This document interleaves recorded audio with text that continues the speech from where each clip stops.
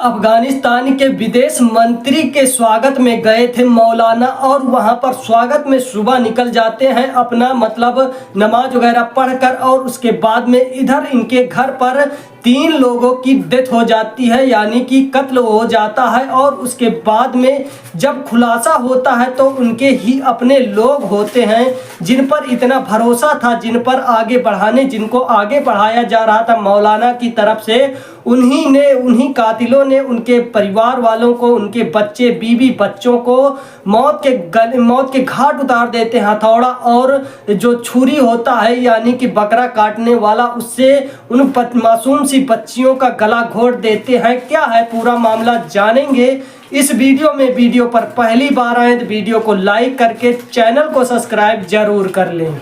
उत्तर प्रदेश के बागपत गगनौली गांव में एक मौलाना रहते थे जिनका नाम मौलाना इब्राहिम था, और उनका परिवार जो है, उनकी पत्नी का नाम होता है सारा, और उनकी 2 बेटियां होती हैं।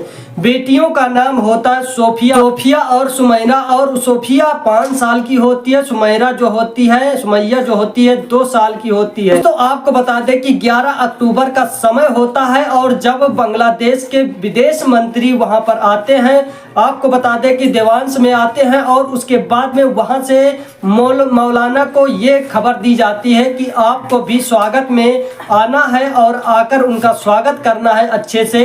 मौलाना जो रहते हैं वो, उनका दिनचर्या ये रहता है कि बच्चों को पढ़ाना और अपना जो धर्म में जो नमाज पढ़ना होता है और कुछ करना होता है, और यही तालीम वगैरह देते रहते हैं बच्चों को, यही सब सिखाते रहते हैं। उनके जीवन में यही सब रहता है। लेकिन 11 अक्टूबर को विदेश मंत्री को जो है स्वागत करने के लिए चले जाते हैं, और इधर जो बच्चे रहते हैं उनके जो वहाँ पर मस्जिद रहती है, मस्जिद में बताया जाता है, ऊपर कमरा बनाया जाता है, ऊपर कमरे में रहती है उनकी पत्नी जो है, उनकी पत्नी भी यही काम करती है, पढ़ाती रहती। 6 बच्चियों को उनकी पत्नी जो है पढ़ाया करती थी। 1:30 से 2 बजे का समय रहता है। 6 बच्चियां जो है आती हैं, आकर वहां पर पढ़ाने के लिए कि दरवाजा खोलेगा, क्योंकि सामने वाला गेट जो रहता है वो बंद रहता है।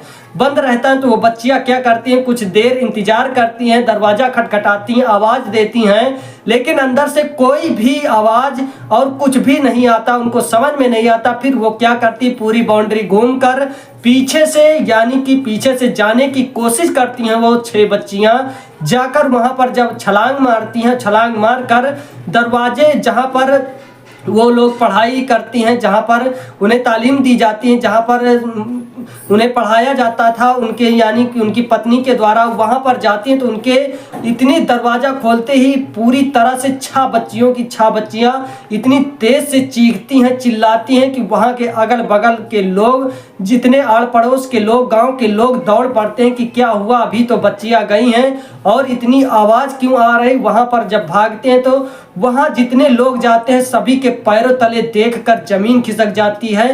दोस्तों आपको बता दें कि वहां पर जब देखते हैं तो उनकी पत्नी जो रहती है मौलाना का, मौलवी की, उनकी पत्नी के सर पर हथौड़ा मारा गया था, और उनकी 2 बच्चियां रहती, उनके गला काट दिया जाता है। एक मासूम सी बच्ची का गला काट दिया जाता है। आप सोच कर देखिए कितनी दिल को दहला देता है ये मामला। आपको बता दें बागपत में जो हुआ बहुत ही गलत हुआ है। आपको बता दें कि इसके बाद में वहां पर हंगामा, सभी लोग इकट्ठा हो जाते हैं, बच्चियों को देखा जाता है, बाहर ले जाते हैं, लेकिन वहां पर चीख होता है, लोग रोने बिलखने लगते हैं।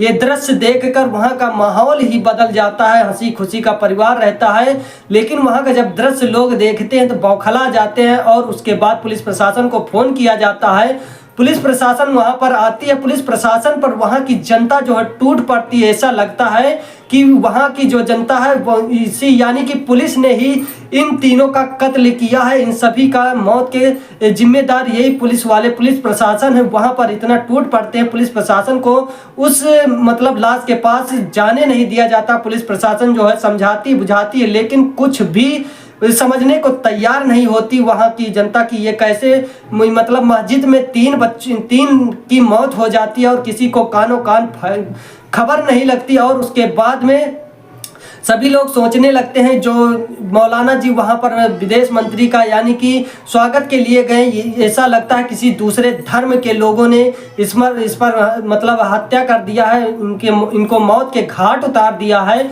सभी लोगों के दिमाग में बहुत सारी बातें आती हैं, लेकिन उसके बाद पुलिस बहुत ही मशक्कत करने के बाद फोन किया जाता है मौलाना को कि बताया जाता है तुम्हारे घर पर ये मामला हो गया है, इतना बड़ा हादसा हो गया है। पहले तो कुछ नहीं बताते, बाद में मौलाना को बता दिया जाता है। मौलाना फिर वहाँ से चले आते, पगला जाते हैं पूरी तरह से। मौलाना जो मौलाना रहते हैं इब्राहिम, वो पगला जाते हैं। कोई भी हो अगर उनके परिवार का नाश हो जाए पूरी तरह से, उनके आंखों के सामने उनकी बच्चियां पड़ी हो, गला कटा हो और पत्नी के सर पर जो है हथौड़ा मारकर उसका हत्या कर दिया गया हो और उसकी किसी से दुश्मनी भी ना हो, तो वो सोच कर पगला जाएगा कि ये क्या हो गया। कुछ ही क्षण पहले हम लोग इनसे मिलकर दुआ सलाम करके गए हैं और ये शाम को ये मामला हो गया है। ये मामला 1:30 बजे का लगभग होता है।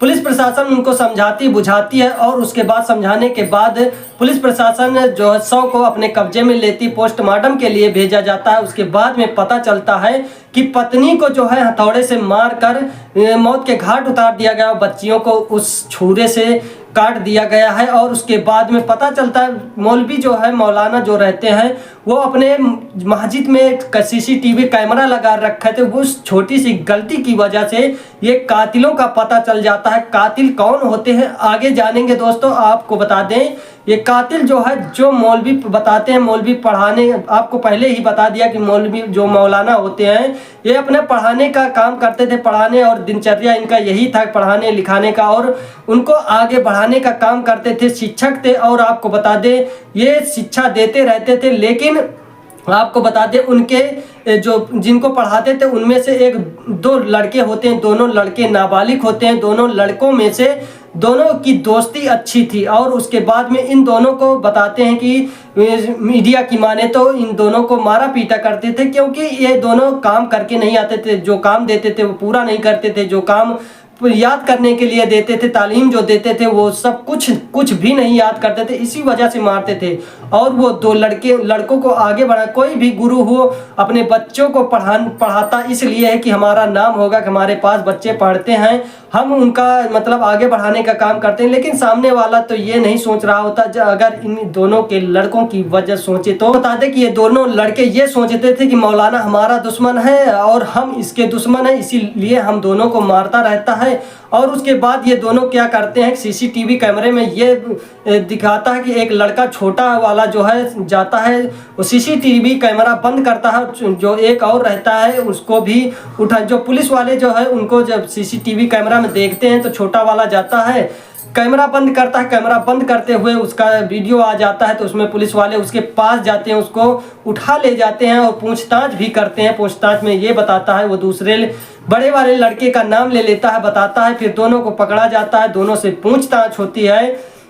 वो दोनों लड़के यही खुलासा करते हैं कि ये मौलवी हमें मारता था, पढ़ाते थे और हमको मारते थे, इसी वजह से इनके बच्चों को 11 तारीख को ये जो है सुबह जो का समय होता है ये विदेश मतलब किसी से मिलने चले जाते हैं और उसके बाद लोग ये फैसला करते हैं कि आज कोई नहीं है, इससे अच्छा मतलब समय नहीं मिलेगा। और उसके बाद हम लोग जाते हैं, एक लोग हथौड़ा लाते हैं, एक लोग जो बकरा काटने वाला चाकू रहता है उसे लाते हैं। हम लोग घर में घुस जाते हैं, दरवाज़ा बंद कर देते हैं।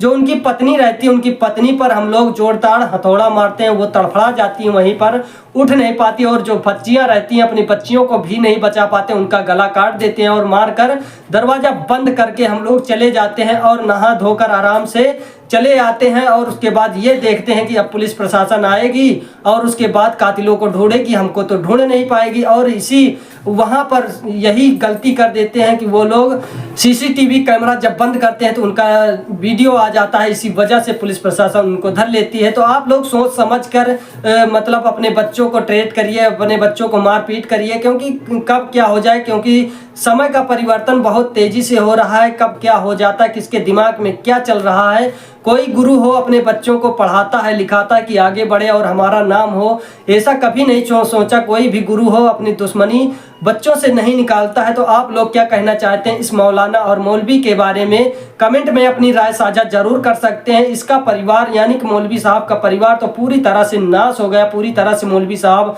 बिखर गए, बौखला गए। उनका जीवन कैसा रहेगा, अब आप ही लोग कमेंट में अपनी राय साझा जरूर कर सकते हैं। ये वीडियो किसी के दिल दुखाने या लज्जित परेशान करने के लिए नहीं, लोगों को सचेत और जागरूकता के लिए ये वीडियो बनाई गई है।